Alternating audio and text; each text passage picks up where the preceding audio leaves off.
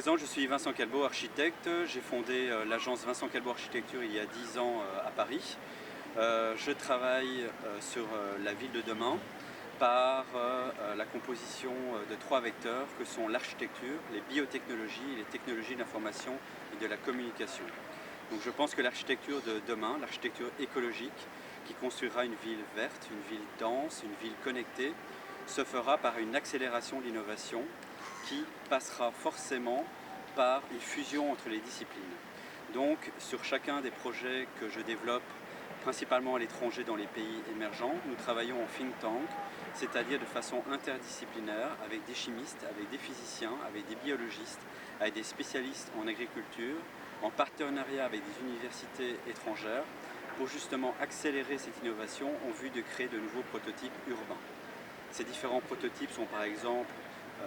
un nouveau modèle de ville flottante qui pourrait être construite pour les réfugiés climatiques, un nouveau modèle de ferme verticale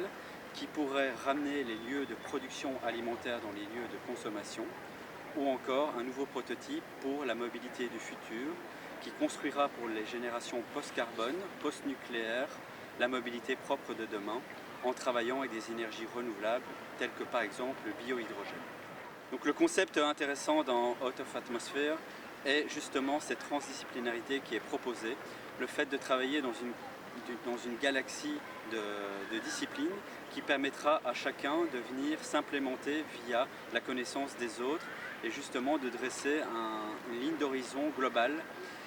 entre la chimie, entre la physique, entre les gens qui travaillent dans l'espace, entre les gens qui étudient les milieux marins, entre les gens qui étudient le futur de nos villes, pour justement venir implémenter la qualité de vie, venir ouvrir les perspectives futures de l'évolution, venir booster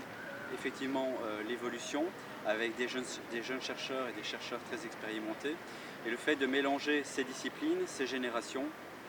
est vraiment un moteur très important aujourd'hui, alors qu'on se trouve au carrefour d'une crise écologique et d'une crise économique majeure,